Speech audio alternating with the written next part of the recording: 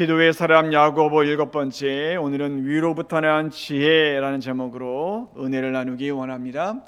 오늘 이 말씀을 설명해 드리기 위해서 한 장면을 설명드리기 원하는데, 여러분 남산에 자주 올라가시나요? 올라가고 싶으셔도 시간이 안 되시거나 또 건강이 허락되지 않으시면 못 올라갈 수가 있는데, 나중에 한번 여러분 시간 되시면 한번 올라가 보십시오. 올라가 보시면 서울이 다 보이지 않습니까?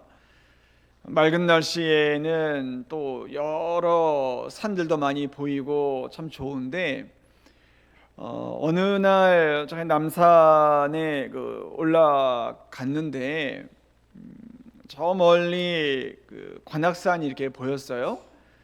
이제 예전에 관악산에 올라간 경험이 있기 때문에 관악산을 이렇게 봤는데 이런 생각이 문득 든 거예요. 여기는 남산이고 저기 관악산이 있잖아요. 이거 제가 예를 들은 겁니다. 예를 들어 관악산이 우리가 가야 될 어떤 본향, 천국이라고 한번 가정을 해보자는 거예요. 분명히 저 앞에 지금 보입니다. 그런데 나는 지금 여기에 서 있는 거죠. 남산에. 언젠가는 관악산에 갈 걸 알아요. 그런데 여러 과정이 있잖아요. 그곳에 가기 위해서. 이렇게 보니까 차들도 있고 도로도 있고 또 마을도 있고 또 강도 보이고 여러 가지 장애물이 있다는 겁니다. 그러나 내가 저곳에 가겠구나, 이런 확신이 내 안에 있고, 하나님께서 선하게 인도하시겠구나, 이런 믿음이 내 안에 있고, 언젠가는 내가 기쁨으로 저기를 가겠구나라는 생각이 드는 순간에는 그 모든 장애물이나 어려움들이 그냥 받아들여지게 되더라고요. 이 모든 일들이 순간이고 과정이겠구나라는 게 내 안에 들어오면 힘들지 않아 보이더라는 겁니다. 그리고 나서 산을 내려오면 이전에 겪었던 또 생각했던 모든 기준과 가치와는 좀 달라 보이게 됩니다. 이 내려오게 되면요, 그걸 본 다음에는 제가 이 말씀을 왜 드리냐면, 우리가 잘 아는 그 철로 역정이라는 하나의 그 소설이 있죠. 존 버년이라는 분이 쓴 이 철로 역정을 보면 어떤 크리스찬이 기쁨의 산이라는 데를 올라갑니다. 기쁨의 산을 올라갔더니 저 멀리에 천국이 보이는 거예요. 이제 곧 천국에 갈 건데 그 천국에 가기까지의 과정이 있다는 거예요. 힘든 일들도 있고 또 어려운 일들도 있겠죠. 그러나 저 천국이 분명히 내 눈앞에 보이고 있고, 저 천국에 내가 들어갈 것을 확신하고 있는 사람에게는, 즉 그리스도인에게는 이 모든 어려움들이 그렇게 힘들지 않아 보인다는 거예요. 물론 힘들겠지만. 이것이 바로 오늘 본문에서 야고보가 말하는 주제가 아닐까 생각이 됩니다. 오늘 이 본문을 보면 지혜라는 단어가 상당히 많이 등장합니다. 이 야고보 사도는 1장부터 지혜를 많이 말씀하는데, 이 지혜라는 것이 왜 야고보 사도가 관심을 가졌냐면, 유대인과 헬라인에게 복음을 전하고자 했던 야고보 사도에게는 이 지혜라는 단어가 중요한 접촉점이 되더라는 겁니다. 예를 들어 잠언서 4장 7절에 보시면, 지혜가 제일이니 지혜를 얻으라, 너희들이 가지고 있는 모든 것들을 사용해 명철을 얻을지니라, 이런 말씀을 합니다. 그러니까 유대인들에게 중요한 건 지혜였습니다. 이 하나님께서 주시는 지혜, 이 지혜가 너무나 소중했던 겁니다. 다음에 헬라인들이 지혜를 너무나 중요하게 여깁니다. 고린도전서 1장 22절에 나오는 대로 유대인은 표적을 원하고 헬라인은 지혜를 원하죠. 그만큼 이 지혜가 매우 중요했던 겁니다. 모든 철학의 시작점, 바로 이 지혜, 이 지혜를 헬라인들은 원했고 가장 중요하게 여겼다는 것입니다. 자, 이 부분에서 우리가 생각해 봐야 됩니다. 자, 그러면 여러분, 우린 누구나 지혜롭기를 원하죠. 목사님 지혜로우셔야 돼요. 장로님, 권사님, 집사님 좀 지혜로우셔야 돼요. 그러니까 우리는 지혜로워야 된다 그러잖아요. 지혜롭게 말하고 행동하고 지혜롭게 신앙생활을 해야 한다고 하잖아요. 그러면 질문을 드립니다. 그게 뭘까요? 그러니까 너무나 추상적인 단어잖아요. 지혜는 이 지혜를 어떻게 우리 삶으로 끌어오냔 말이에요. 즉 위로부터 나는 이 지혜를 어떻게 땅으로 가져오냐는 말이에요. 이 부분이 야고보에게는 숙제였던 겁니다. 여러분들 이 생각을 깊이 하셔야 됩니다. 지혜로워야 된다 이렇게 말하는데 그 지혜가 뭐냔 말이에요. 이 지혜는 오늘 이 본문에 야고보 사도는 말하지만 귀신도 지혜로울 수 있다는 거예요. 귀신들도 충분히 지혜로울 수 있어요. 땅에서의 지혜도 있단 말이에요. 뱀같이 지혜롭다라는 말도 있잖아요. 그러니까 지혜는 땅에서도 지혜로울 수 있는데 하늘에서도 지혜롭다는 겁니다. 그럼 도대체 이 지혜가 뭐냐는 겁니다. 그걸 오늘 본문이 우리들에게 말씀하는데 기준이 있습니다. 중요한 기준이 있죠. 무엇이 땅의 지혜고 무엇이 하늘로부터 오는 지혜냐? 오늘 보면 13절이 이렇게 말씀합니다. 자, 13절을 읽을 때 아주 중요한 단어 하나를 여러분 찾아보십시오. 13절 함께 읽습니다. 시작. 지혜와 총명이 있는 자가 누구냐? 그는 선행으로 말미암아 지혜의 온유함으로 그 행함을 보일지니라. 아멘. 중요한 단어가 하나 나오는데 선행입니다. 이 선행이라는 단어 여러분 동그라미를 한번 크게 쳐보세요. 이 선행이라는 단어가 기준입니다. 이 선행이란 이 단어가 땅의 지혜냐 하늘로부터 온 지혜냐를 가르는 중요한 기준점이 되는 겁니다. 그러니까 땅으로부터 나온 지혜는 선하지 않다는 겁니다. 하늘로부터 온 지혜는 선하다는 겁니다. 그럼 선행이 뭡니까? 뭐가 선한 겁니까? 도대체 무엇이 선한 것인가? 마태복음 5장 16절 예수님이 이렇게 말씀합니다. 이같이 너희 빛이 사람 앞에 비치게 하여 그들로 너희 착한 행실을 보고 하늘에 계신 아버지께 영광을 돌리게 하라 말씀합니다. 착한 행실. 그런데 이 착한 행실이 어떤 게 착한 행실이냐면 너희 하늘 아버지께 영광을 돌릴 수 있는 것이 바로 착한 행실이라는 겁니다. 그러니까 내가 행하는 모든 이 행실이 어떤 게 착하고 선한 거냐라는 기준이 뭐냐면 내가 한 행위를 가지고 하나님이 영광을 받으시면 그건 착한 행실, 선행입니다. 그런데 내가 행한 행실이 하나님 앞에 영광이 안 돼요. 하나님이 못 받아요. 그럼 행실이 악한 겁니다. 그게 기준이라는 겁니다. 자, 오늘 본문 17절 보십시오. 위로부터 난 지혜의 열매가 이제 등장하죠. 구체적으로 풀어줍니다. 성결, 화평, 관용, 양순, 긍휼, 선한 열매 가득하고 편견과 거짓이 없는 것이 바로 선행이다라고 말씀을 하고 있는 것입니다. 자, 이 부분 여러분 잘 보면 갈라디아서 5장 22, 23절에 나오는 그 유명한 성령의 9가지 열매와 상당히 비슷하죠. 그러니까 우리가 이 부분을 보면서 바울 사도가 말씀한 믿음과 야고보 사도가 말씀한 믿음이 차이가 없는 거구나. 두 분 다 동일하게 어떤 열매를 말씀하고 있구나. 바울은 성령의 9가지 열매로, 그리고 야고보 사도는 선행으로 이렇게 우리들에게 믿음의 행함을 보여주시는구나라는 걸 알 수가 있는 겁니다. 그런데 반면도 있습니다. 그 반대의 내용이 무엇인가? 바로 16절 혼란, 모든 악한 일이 일어나게 됩니다. 그리고 14절 이렇게 독한 시기, 다툼, 진리를 거스르는 거짓말 등등이 바로 악행이 된다 이렇게 말씀을 하고 있습니다. 자, 여러분 우리가 이 본문을 주의해 봐야 됩니다. 하나님께서 주시는 지혜는 선하고 땅으로부터 나온 지혜는 악합니다. 근데 우리는 이걸 다 알죠. 누구나 다 압니다. 자, 예수님을 믿는다고 하는 사람뿐만이 아니라 하나님을 모르는 사람도 이게 선행인지 악행인지 누구나 다 압니다. 인정을 한다는 거예요. 그냥 살 뿐이지, 그렇게 행할 뿐이지 우린 누구나 다 알아요. 우린 누구나 이게 악행이고 선행인지 안다는 겁니다. 야고보가 그걸 모르는 게 아닙니다. 그런데 우리가 이 본문을 유의해 봐야 됩니다. 그런데 왜 누구는 선행을 하고 누구는 악행을 하냐는 말입니다. 왜 누구는 하나님이 기뻐하시는 일을 하고 왜 누구는 하나님이 기뻐하지 않는 일을 하냐는 겁니다. 야고보의 관심은 바로 거기에 있었던 겁니다. 그 기준이 바로 야고보가 기도라고 말하는 겁니다. 기도의 사도인 야고보는 바로 우리의 기도가 선함으로 연결되어야 된다. 우리의 기도는 하나님께서 원하시는 이 선행으로 반드시 연결되어야 된다. 그렇지 않으면 그건 기도가 아니다. 아무리 하나님 앞에 기도한다고 해도 그것이 선행으로 하나님이 기뻐하실 만한, 하나님이 영광 받으실 만한 행실이 아니면 그건 기도가 아니다. 오히려 믿지 않는 자들도 이렇게 기도할 수 있다는 겁니다.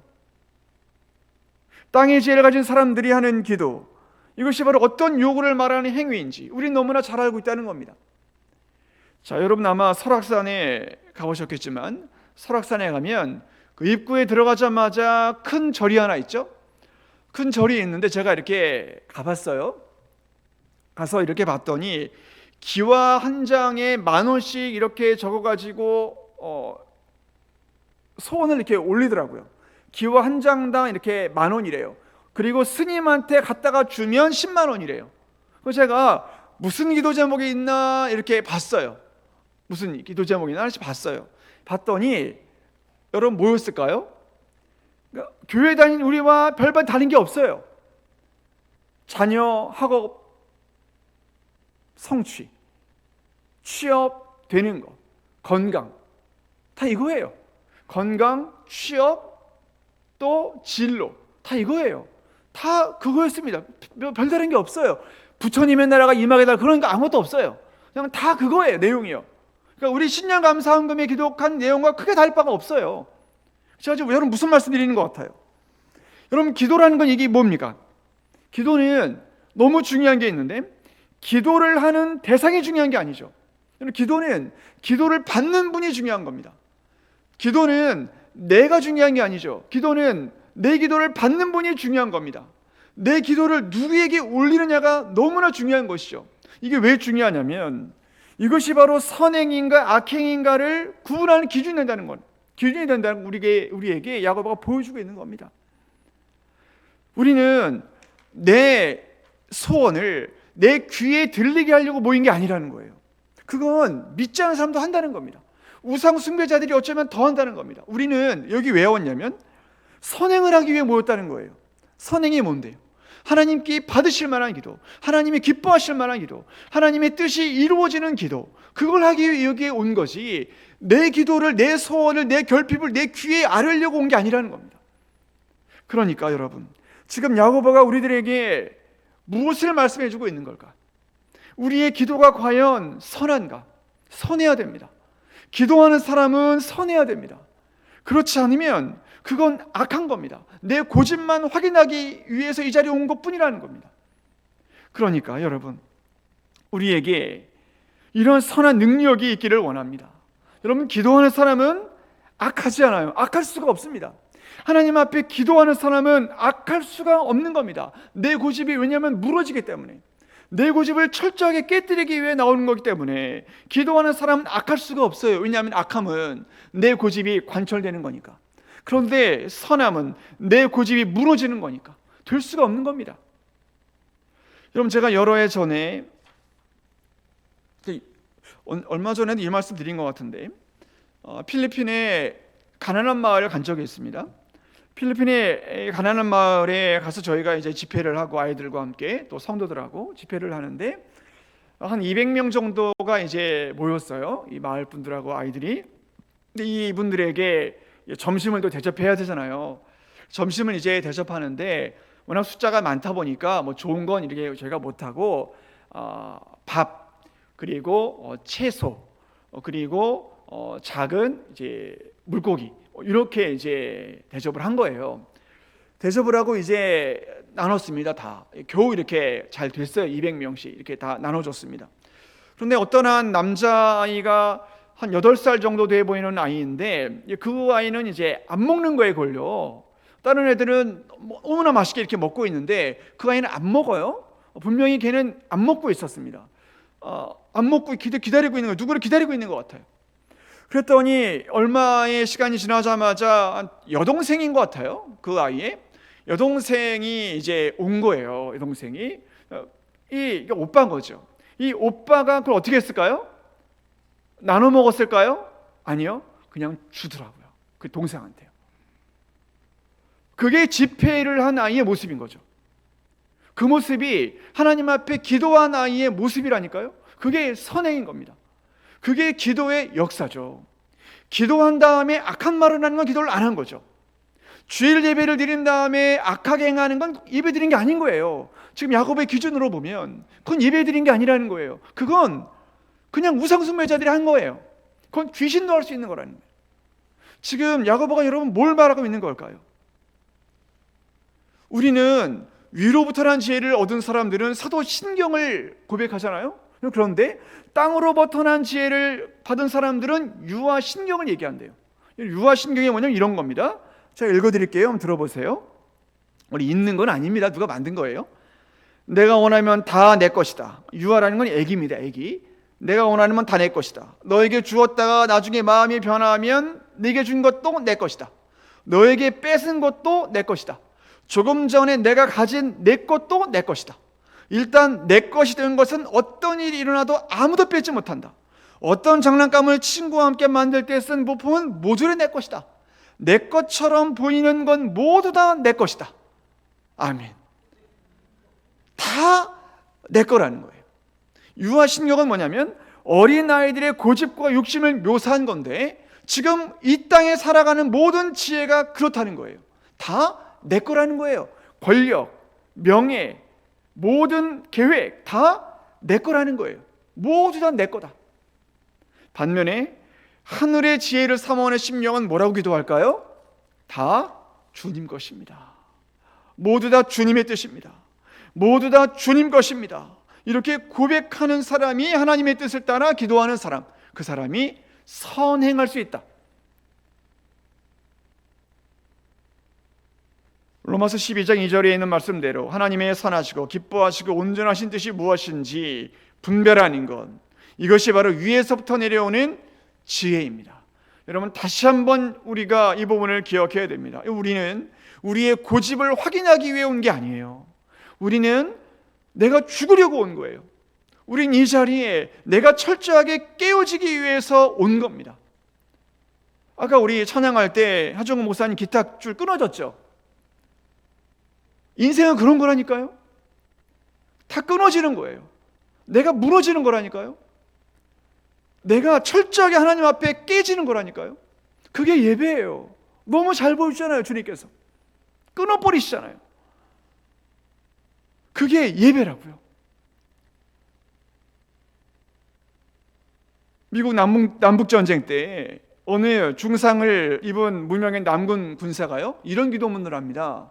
이 기도문을 읽어드리고 말씀을 마칩니다.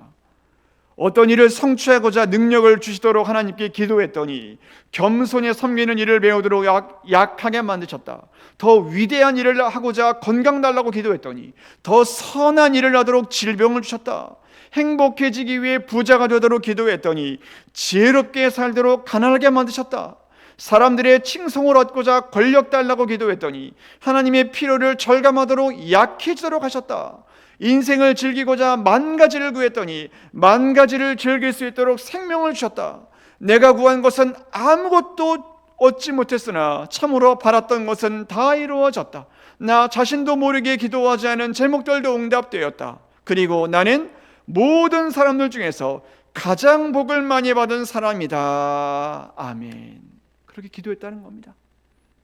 사랑하는 성도 여러분, 하나님은 선하십니다. 하나님은 선하십니다. 하나님은 선하십니다.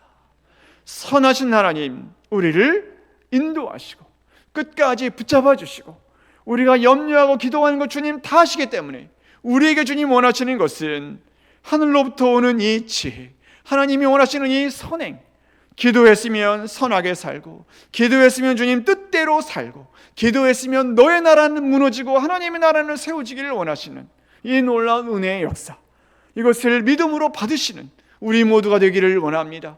참으로 오늘 이 시간 우리 모두의 앞으로의 인생길에도 하나님의 놀라운 천국의 은혜가 우리 가운데 이루어지기를 원하고 우리를 통해 선행이 아름다운 역사가 하나님의 은혜가 우리 가운데 이루어지고 또한 우리를 통해 그 나라가 이루어질 수 있기를 주의 이름으로 간절히 축원합니다.